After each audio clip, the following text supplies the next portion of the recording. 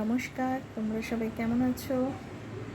আমার পেজে আজকে একটা সুন্দর রেসিপি শেয়ার করলাম। আমার প্রিয়জন মানুষকে খাওয়ালাম। এটা চিকেন কষা আর পোলাও এবং সঙ্গে রয়েছে স্যালাড। আমি এবার থেকে এরকম সুন্দর সুন্দর রেসিপি এবং আমার অন্য ভিডিও এখানে আপলোড করব। তোমরা সবাই দেখো, ফলো করো এবং শেয়ার করো এবং আমার সঙ্গে পাশে থেকো। Thank you. যদি আমার কোনো ভুল হয়ে থাকে তোমরা আমাকে ক্ষমা করে দিও, আমাকে কমেন্টে জানিও ভুলটা কোথায় হয়েছে। তোমরা সবাই আমার পাশে থেকো এবং ভিডিওগুলো দেখো।